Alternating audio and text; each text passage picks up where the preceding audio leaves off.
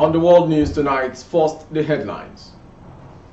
FG appeals to students' parents as varsities resume. Military coups are wrong. ECOWAS negotiating with Niger putschistas. TUC issues fresh ultimatum to Tinubu's government. Yoruba councils write Ogun monarch Olowu wants ex-president to apologize. We may involve Interpol, declare Nero Mali, others wanted. On sports, Osimhen staying at Napoli, a good thing for Nigeria. Jose Pesero. I am Morire Rabila Lawal. The news shortly. The Minister of State for Education, Dr. Tanko Sunono, has appealed to student parents and lecturers in public tertiary institutions to shun acts capable of disrupting the academic session as schools get set for resumption. Sunono made the appeal in Abuja on Wednesday when the leadership of the Congress of University Academies, CONUA, paid him a courtesy visit. Speaking ahead of the resumption of academic activities in tertiary institutions, the minister said a show of restraint would be in the best interest of all stakeholders as well as the stability of the system. He noted his ministry is having constructive dialogue and consultation with stakeholders over the welfare of students, staff, as well as the provision of infrastructure in the nation's tertiary institutions. While acknowledging that strikes and non-use of facilities could lead to rapid decay, Sunono promised President Bola Tinubu's commitment to avoid any situation that could lead to further industrial actions. Earlier speaking, the president of CONUA, Niyi Sumonu, said there could be likelihood of unrest occasioned by the new increase in school fees, which he said had potential of disrupting academic activities and the school calendar. Sumonu also appealed to government to look into ways of improving the condition of service of academic and non-academic staff of universities, which he said are deteriorated due to the petroleum subsidy removal.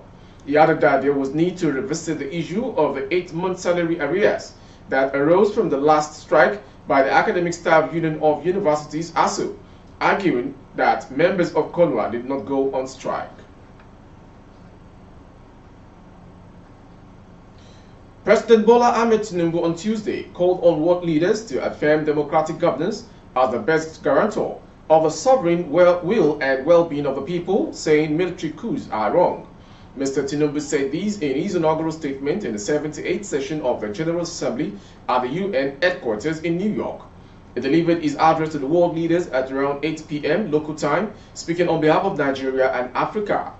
Military coups are wrong, as is any tilted civilian political arrangement that perpetuates injustice. The wave-crossing part of Africa does not demonstrate favor towards coups. It is demand for solutions to perennial problems. Regarding Niger, we are negotiating with the military leaders, said Mr. Tinubu. The Nigerian president added, as chairman of ECOWAS, has seek to help re-establish democratic governance in a manner that addresses the political and economic challenges confronting that nation, including the violent extremists who seek to foment instability in our region. I extend a hand of friendship to all who genuinely support this mission. Mr. Tinubu, however, told the leaders of Nigeria's accord with objectives and guiding principles of the world body, peace, security, human rights, and development. In fundamental ways, not nature has been kind to Africa, giving abundant land, resources, and creative and industrial people. Yet, man has too often been unkind to his fellow man, and these sad tendencies has brought sustained hardship to Africa's doorstep, said the president. To keep faith with the tenets of this world body and the theme of this year's assembly, the poverty of nations must end. Second, we must affirm democratic governance as the best guarantor of sovereign will and well-being of the people. Military coups are wrong, as in any titled civilian political arrangement that is will perpetuate injustice. The wave-crossing part of Africa does not demonstrate favor towards coup. It is a demand for solution to perennial problem. Let us dig it deeper. Regarding Niger, we are negotiating with the military leaders. As chairman of ECOWAS, I seek to help establish democratic governance in a manner that addresses the political economy challenges confronting that nation, including violent extremists who seek to foment instability in our region. I extend a hand of friendship to all of you who may genuinely support this mission for a democratic government. In a recent development, the Trade Union Congress TUC has once again given the federal government a one-week ultimatum to address their demands or face the possibility of an impending industrial action. According to information, the Nigerian Labour Congress has also issued a similar warning due to the failure of President Bola Tinubu's administration to meet their demands following the removal of fuel subsidies. Speaking to reporters after a closed-door meeting with the Minister of Labour and Employment, Simon Lalong, in Abuja, TUC President Festus Osifo expressed the union's frustration with the ongoing cycle of endless meetings and urged President Tinubu to provide clear and decisive responses to their demands. Osifo also addressed any perceived division between the NLC and TUC, emphasizing their ranks remained united. The Labour Minister confirmed the meeting with the union leadership and conveyed the federal government's efforts to address their concerns.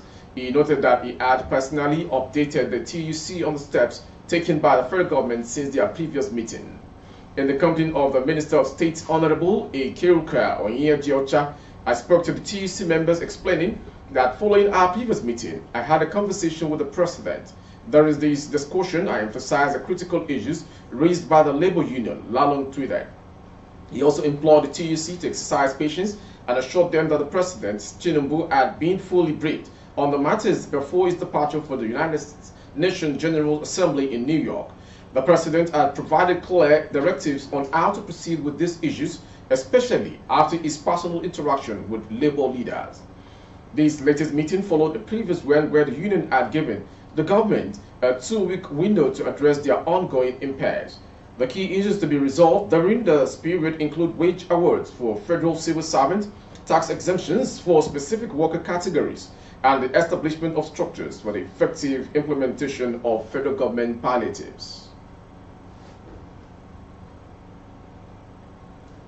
The Igbimo Akpakpo Yoruba Lagbaye, that is the Yoruba Council Worldwide, has said it would no longer recognize former President Olusegun Obasanjo by all his chieftaincy titles in Yoruba land over his brazen refusal to purge himself from alleged disparaging comments to the Yoruba Obas. The council, in letter notifying the former Nigeria's president of its decision titled Declaration Non-Recognition as the Balogun of Owu Kingdom and any other chieftaincy title in Yoruba land, said that they would commence mobilization of all market women, youth, and leaders of thought to ensure a total compliance to the declaration.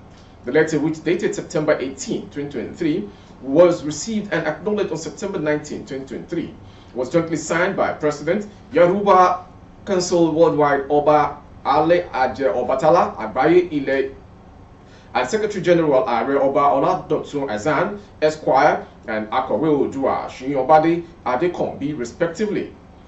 The letter partly read, the Yoruba Council Worldwide, being the apex Yoruba indigenous organization, have been waited endlessly for your compliance to the 3 days earlier call for sober apology press conference via our widely circulated notice on 16 September 2023. We hereby declare and cease to recognize your chieftaincy titles conferred on you by any monarchs in Yoruba land, including the Balogun of Owu Kingdom, consequent upon your brazen refusal to apologize. Degradation and disparaging comment to Yoruba Obas on the 15th September 2023 at Ijenyi, Oyo State, a total sacrilege.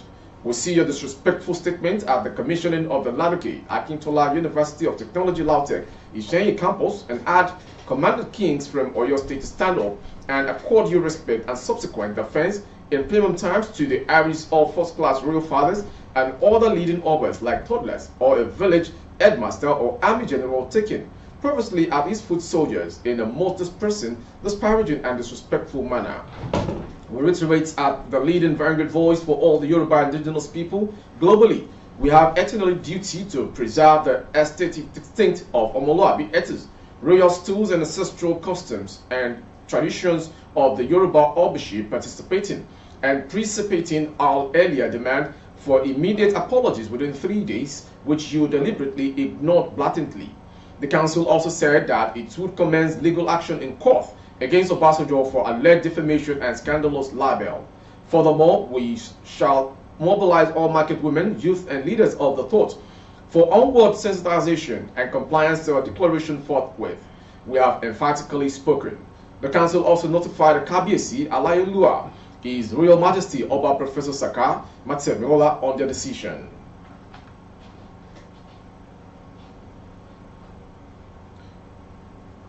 Reports from Lagos State's Commissioner of Police, CP Idowu Omonwa, has promised that the police may declare persons of interest in the killing of Ilerioluwa Oladimiji, better known as Mohbad, wanted if they don't honor invitation for interviews. The police boss also disclosed that the law enforcement agency may involve the International Criminal Police Organization, commonly known as Interpol, if persons of interest in the case are abroad. Omonwa gave the assurance on Wednesday during a meeting with #Justice for Mohbad campaigners, including actress Yabo Ojo, comedian Bukunmi Adeaga Ilori, better known as Kiki, and other celebrities. Naira, the owner of Mohbad's former record label Marlin Music, and his head honcho Sam Larry, are some of the persons of interest in the singer's death. Many Nigerians have sought their arrest over allegations that the duo bullied Mohbad until his death. Addressing the #Justice for Mohbad campaigners on Wednesday, the Lagos CP disclosed that the command has begun the process of arresting persons of interest or suspects. He revealed that the police had sent invitation letters to persons of interest and suspects such as Naira and Larry, with a deadline for them to appear. Omonwa said failure to honor the invitation will cause the police to declare such persons wanted. He noted that if such people are outside the country, the police will seek the help of Interpol to arrest them. The meeting, which was monitored through Instagram Live by information recorded, featured the revelation that Mohbad autopsy will be conducted this week to ascertain the cause of his death. At the meeting, the police chief instructed a policeman to immediately order police protection for Mohbad's family at home. Omonwa urged anyone with evidence to come forward, assuring the police and the public of adequate witness protection. He further assured Nigerians that the case will reach a conclusive end and justice will be done. Moving on to the next story.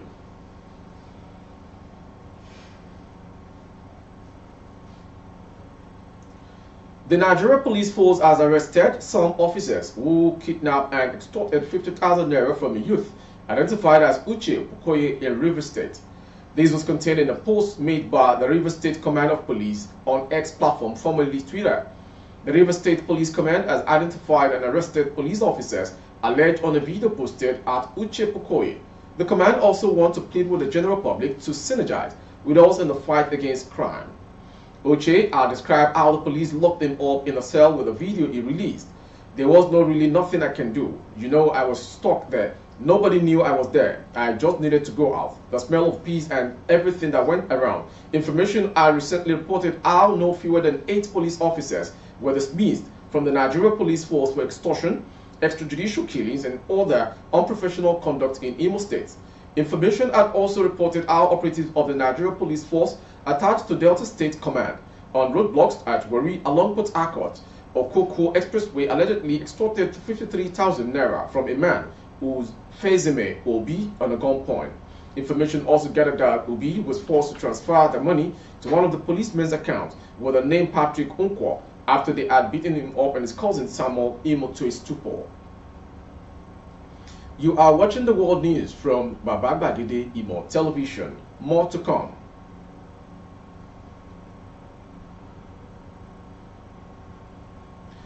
Rwanda President Paul Kagame has said for the first time that he plans to run for a 4th term in election due to be held next year. Yes, I'm indeed a candidate, Kagame, who has ruled over the country with an iron fist for decades, told Jeune Afrique, a French-language news magazine, in an interview published online on Tuesday. I'm pleased with the confidence that Rwandans have placed in me. I will also serve them as long as I can, the 65-year-old was quoted as saying.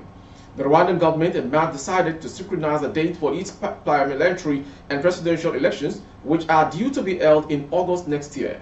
Kagame had previously not made his intentions clear, but has presided over controversial constitutional amendment that allowed him to serve a third term. A former rebel chief, Kagame has been regarded as the country's de facto leader since the end of the 1994 genocide. He won a third term in 2017, taking home nearly 90% of the vote. From the foreign story coming from Africa Kagame, we'll go to sports. I believe Mohbad's body is Super Eagles head coach Jose Peseiro reckoned Victor Osimhen took a good decision by opting not to leave Serie A champions Napoli this summer. Osimhen played a key role in Napoli's Scudetto success last season. The 24-year-old contributed 26 goals in 32 league appearances. Saudi club Al Hilal made 2 tempting offers to sign the striker, but he turned down their overtures. Peseiro was delighted Osimhen opted to remain at Napoli.